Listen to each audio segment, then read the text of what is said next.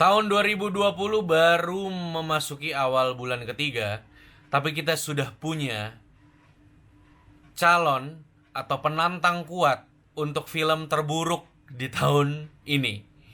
Selamat datang di habis nonton episode ke-62,0 atau 62.0, sebuah review no spoiler dari film berjudul Aku Tahu Kapan Kamu Mati. Jadi disclaimer dulu di awal, film ini jelas bukan untuk lo yang merupakan fans membabi buta atau fans garis keras atau fans buta lah istilahnya, intinya dari Natasha Wilona, dari Al Ghazali maupun Ria Ricis ya. Atau mungkin juga lu fans membabi buta dari cerita Aku Tahu Kapan Kamu Mati yang merupakan cerita nomor 1 di Wattpad. Ini review bukan buat lo semua. Jadi apa sih film Aku Tahu Kapan Kamu Mati ini? Menurut filmindonesia.or.id, film ini merupakan film Indonesia tahun 2020 bergenre horor dengan tag mati suri, adaptasi dari cerita nomor 1 di Wattpad ya. Berjudul sama Aku Tahu Kapan Kamu Mati. Diproduseri oleh Oswin Bonivans. Sutradaranya adalah Hadrah Daeng Ratu. Penulisnya Afif Elham dan Arumi E. Pemerannya Natasha Wilona, Ria Ricis, Al Ghazali, dan tanggal edar Kamis 5 Maret 2020.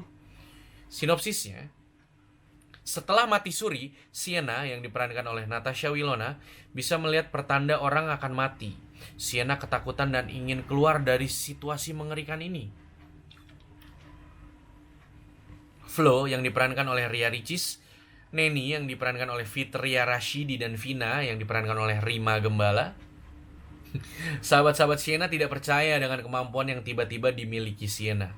Sienna terus meyakinkan dengan penglihatannya. Apalagi satu persatu orang di sekitarnya mati setelah Sienna melihat pertanda dengan munculnya arwah yang menjemput orang tersebut. Akhirnya pertanda tersebut muncul di dekat Brahma, Al Ghazali, diperankan oleh Al Ghazali, kakak kelas yang dicintainya. Sienna berusaha menggagalkan kematian Brahma. Sienna juga melihat pertanda pada orang-orang terdekatnya akan mati. Sienna berusaha menggagalkan kematian-kematian itu. Kemudian pertanda kematian itu datang mengancam dirinya. Ya sinopsisnya juga nggak terlalu tepat sih. Ya mungkin itu sinopsisnya dibuat dari PH-nya ya, gue nggak tahu ya. Nggak mungkin sih kayaknya film Indonesia.or.id menulisnya sendiri. Tapi ya kurang lebih ceritanya seperti itu walaupun tidak menggambarkan keseluruhan cerita. Dan karena ini review no spoiler, gue juga nggak bisa ngomong terlalu banyak. Mungkin kalau lo tertarik ya dengan lo ingin tahu gitu betapa hancurnya, betapa buruknya film ini, mungkin nanti gue akan bikinin review full spoilernya, komen di bawah kalau lo mau.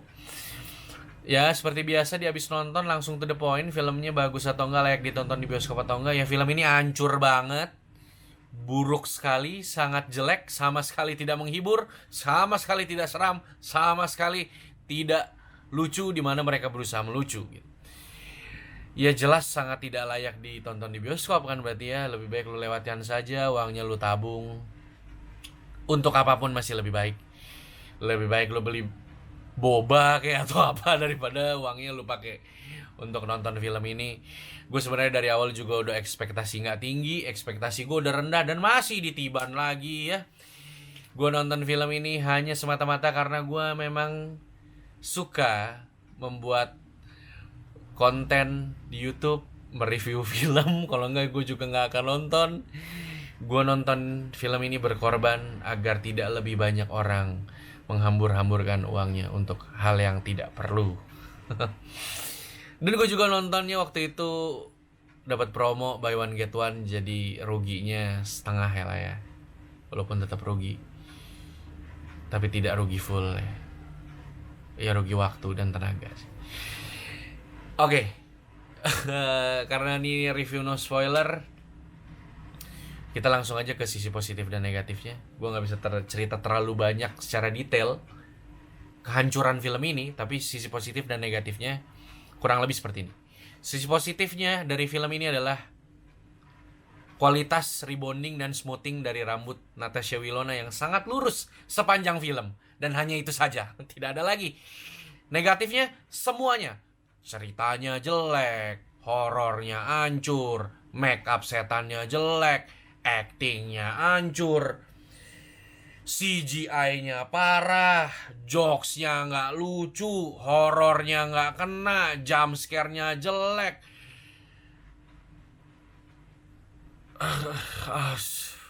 Ya pokoknya semua aspek dari film ini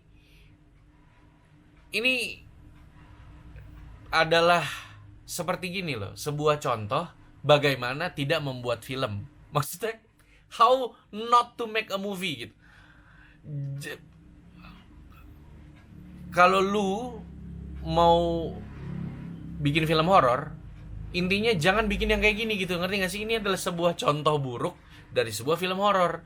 Jadi segala hal yang perlu lu hindari dalam membuat film horor bisa lu dapetin dari film ini gitu. Mungkin gue akan bahas lebih dalam sedikit. Ceritanya jelek karena apa? Karena gue nggak tahu cerita novelnya. Gue hanya ceritanya novel atau apapun itulah di Wattpad itu ya, cerita tulisannya. Tapi gue baca juga ya sama-sama juga ya, nggak bagus juga sih gitu. Tapi di sini ceritanya memiliki banyak ketidakjelasan, alurnya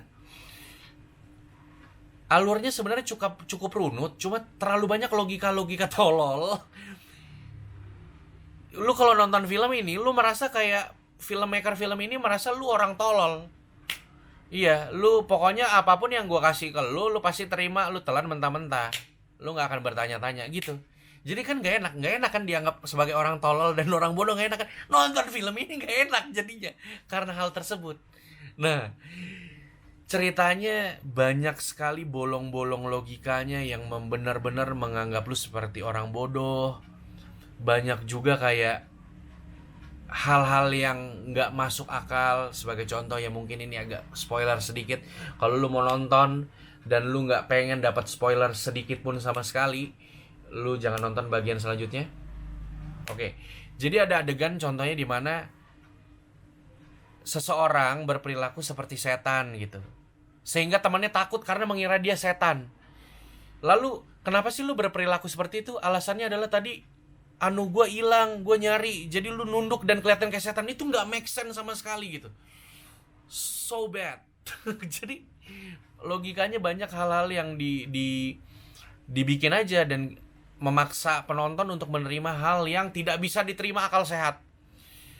Contohnya kan si Sienna juga akhirnya kan bisa ngelihat hantu.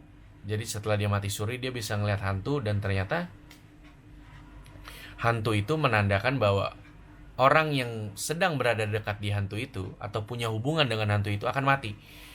Pertanyaannya, dan ini juga tidak dijelaskan di film, kenapa tiba-tiba orang di sekitar Sienna pada mau mati? Hah? Kebetulan? Tidak begitu dong, semuanya masih muda, masih sehat ya kan? Tidak melakukan hal-hal berbahaya gitu ya. Tapi kenapa begitu Sienna mati suri dan bisa melihat hantu, orang-orang di sekitarnya tiba-tiba mati? Apakah Sienna ini detektif Conan?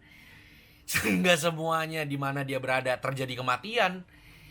Nggak begitu, logikanya nggak ada bro, nggak jelas.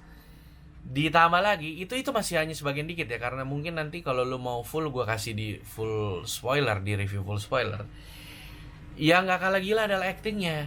Ya lu tau lah Al Ghazali ya. Siapa yang tidak meragukan kegantengan Al Ghazali? Siapa yang tidak meragukan? Siapa yang meragukan kegantengan Al Ghazali? Tapi siapa yang meragukan acting Al Ghazali? Oh, itu beda cerita tentu kan. Lo tahu sendiri dia waktu iklan Indomie. Hai guys, Indomie dulu. Bab. Ya, apalagi di film ini. Wow. Sekali lagi ini bukan review untuk fans yang membabi buta menyukai Al Ghazali ya.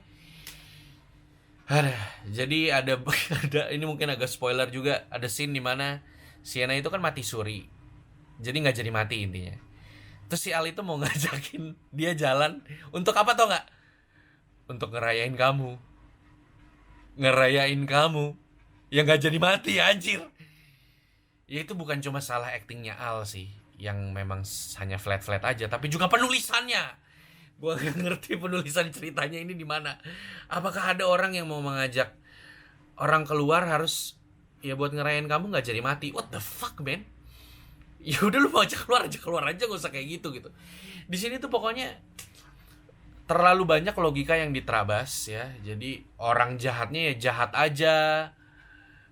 eh Tidak ada motivasi yang cukup kuat untuk orang jahatnya menjadi jahat seperti itu. Tidak digambarkan, atau paling tidak kalau memang lu mau bikin tokoh sejahat itu ya lu ceritain kenapa dia antagonisnya seperti itu. Ini enggak, ya tau jahat aja pokoknya, terus udah lu terima. Terus ada juga di jalan cerita, oh kita punya solusi A nih, ternyata solusi A belum dilakukan, lalu nggak berhasil karena ada masalah dengan si tokoh antagonis. Mereka mau melakukan A, nggak berhasil. Bukannya lanjut untuk meneruskan solusi A sampai berakhir, sampai selesai, jadi lihat berhasil apa nggak solusi A, malah tahu-tahu mau pindah ke solusi B gitu. Jadi logikanya terlalu nihil, terlalu berlompat-lompat, menganggap penonton seperti orang yang tidak punya logika. Terlalu meremehkan penonton Indonesia. Menurut gue film ini bukan hanya buruk, tapi juga menghina penonton film-film Indonesia. Jadi ya kalau dari segi negatif terlalu banyak, review ini nanti akan terlalu panjang. Seperti gue bilang tadi, ceritanya, actingnya, jokesnya berusaha ngelucu, garing, nggak kena. Gue nggak tahu kalau